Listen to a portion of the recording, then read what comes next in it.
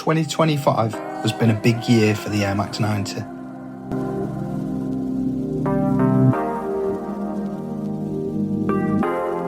And that makes sense, because this year it turned 35. Back in March, I was already saying that this was shaping up to be the best year in a long time. It just kept getting better and better. Big shout out to Nike for taking all my money. It wasn't all good, and there were definitely some frustrations along the way. Not every collab was hot. There's always going to be highs and lows. But it's all good. So today I'm counting down my top 10 Air Max 90 releases of 2025. These are the pairs that I love the most over the year. Hopefully Nike give us a little breather before we step into 2026 and do it all over again. Women's release, tan snakeskin, decent enough pair. Released earlier in the year and have just re-released on the Nike website very conveniently. So if you missed them first time round, you got an opportunity to pick them up again. Magic Ember, love this one. This should probably be in the top 10. It was a close call between this one and the University Gold pair. Both are fire, but this one, I mean, just look at it. Light Lemon Twist, another one from the Camo Pack that released earlier in the year. Not as good as the Magic Ember one and the University Gold one, but still looks pretty fire. You can still pick these up for cheap as well on most retail websites. Aurora Green, another one from the same Camo Pack. Although it does look blue to me, I don't understand the Aurora Green bit unless it means the pattern on the camo, potentially. Not bad. Right, time for business. Number 10, Premium Camo Pack University Gold. Black mesh base with black leather swoosh and liner. Very Atmos inspired. Camo it's on the mudguard, quarter and tongue. Nice beige and olive camo. University Gold pops on the heel, the tongue tag and air unit. Nice white midsole. Standard Nike Air Max on the tongue. Also at number 10, the Thunderstorm. August released, not in the UK. Moulded no-sole upper, very futuristic. Single piece structure replaces the traditional panels. And an obsidian midsole tying it all together. Again, classic Nike Air Max on the tag. Glacier ice pops on the outsole. Marbled Thunderstorm base colour. Glacier ice colour for the font on the heel tab. Number 9, the Speed Red from the Racing Pack. Some good colourways this year from that pack. Strong motorsport influence, full Speed Red upper, a mix of leather and suede.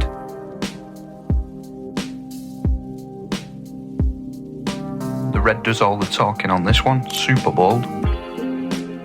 Love that perforated toe box and round the ankle as well. Very nice touch. Nike Air Max on the tongue tag. Classic Nike Air on the heel tab. In white. Speed Red also inside the bubble. Classic Nike Air on the tongue tag. Some retro racing branding on the insole. Also at number 9, the Mandarin Blue Fury. A member of the same pack. I think this one is my favourite if I'm honest. Some very high energy colour blocking. Really hard contrast. Feels very early 2000s, like Nike sportswear type. Loud, playful, beautiful colourway. Again, that mix of suede and leather, perforated ankle, and toe box. This time the Nike branding is in that Blue Fury. Number 8, the Open Championship. Very underrated shoe, this one. Inspired by King James II, banning golf. Super premium material. Ostrich leather overlay in white. That sail base. Love the gold detailing on this one. It's giving that luxury vibe. Love this mudguard. Rough texture. sail and gold colourway. Small jewel swoosh. Look at that toe box. Tell me you don't love that. Beautiful. Got your little Nike swooshes in there. Sail laces. The golf text on the tongue and on the insole is crossed out. A nod to the banning of golf by King James II. Semi-translucent outsole, very nice. Small hit of orange. At number 7, the Tokyo Giants inspired theme. Japan's most iconic baseball team. Black and orange colourway. Giants colours. Tokyo text on the heel and tongue. In the Giants jersey font. A very subtle, underrated pair, this one. Beautiful orange midsole wedge and air unit. Some real nice materials on these.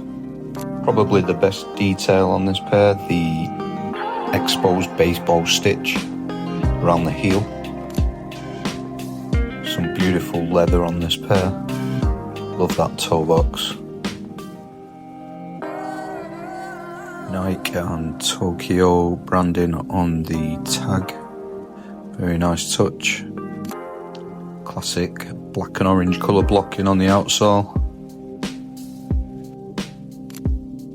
Another little close up of that exposed baseball stitch. Very nice. In at number 7, the Skunk November release. Hairy green suede all across the upper. Plenty of light and dark green fibres for texture. Beautifully soft to the touch, this. Very loud pair. Fun also. Classic Nike Air Max on the tag.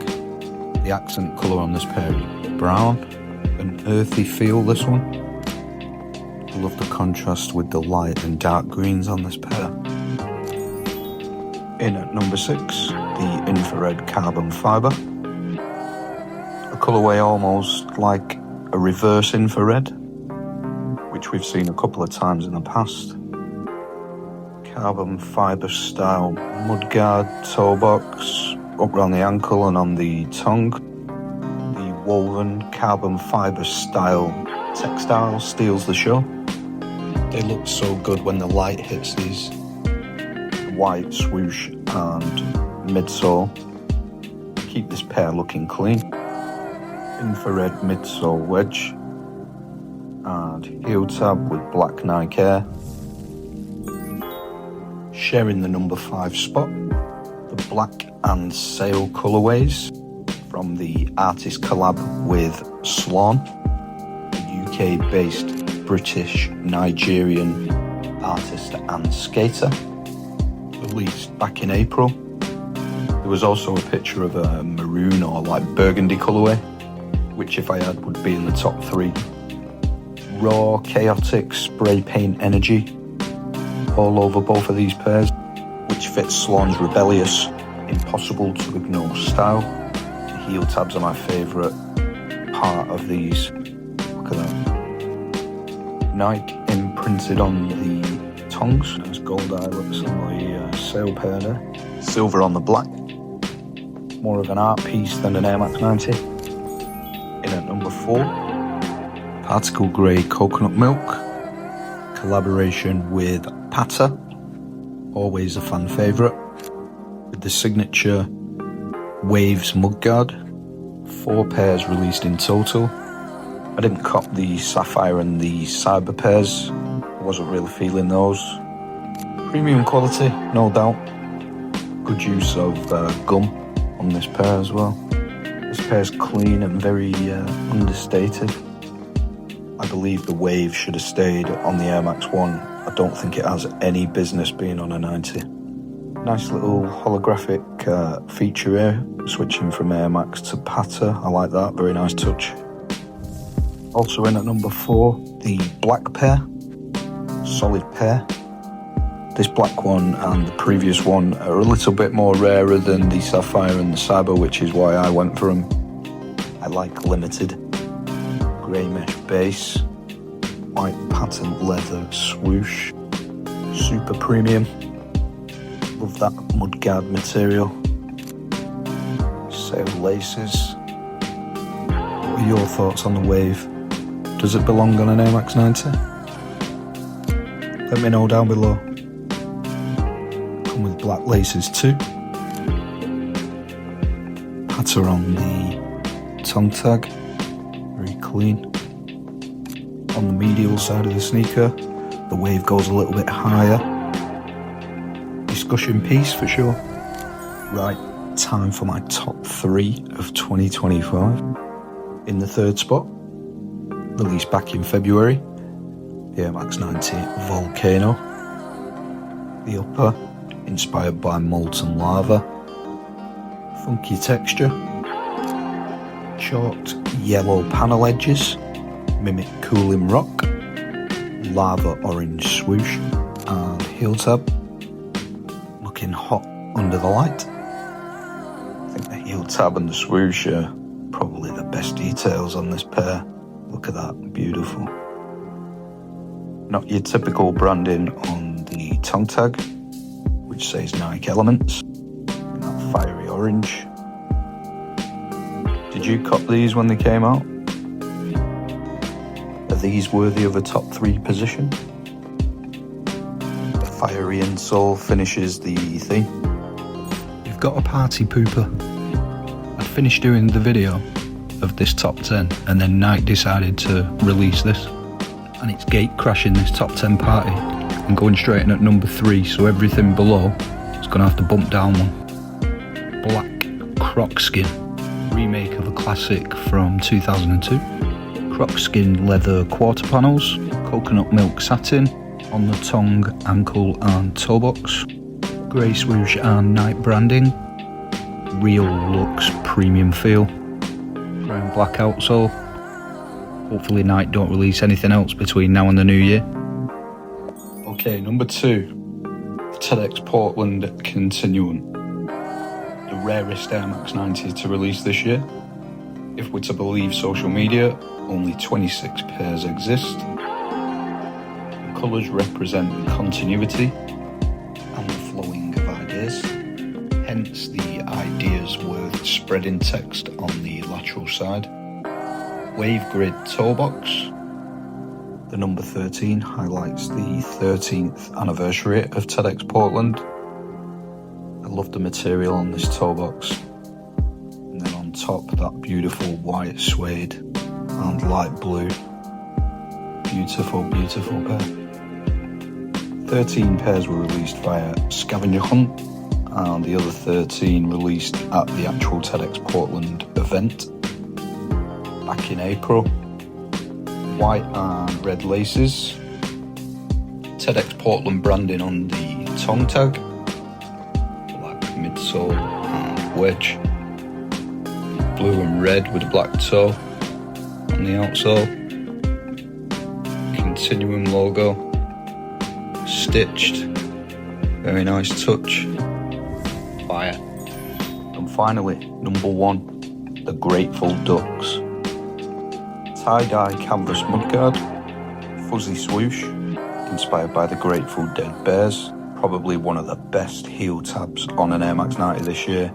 University of Oregon branding on the tongue, and Grateful Dead branding on the back, with the words "It Never Rains." This was a nice touch, the little Grateful Dead bear keychain. Love that. And look at that multicolour stitching. Beautiful details wherever you look on this pair. Multiple colour laces, whatever takes your fancy. Nice Grateful Dead branding on the lace tips. Branding on the insole pops off of that white background. The outsole's looking good as well. Looks like it's used or scratched. Is this the best Air Max 90 release of the year? What do you make of this list in general? Which was your favourite? Let me know in the comments. I'd love to know. If you're into Air Max 90s, then consider dropping a like and subscribing to the channel.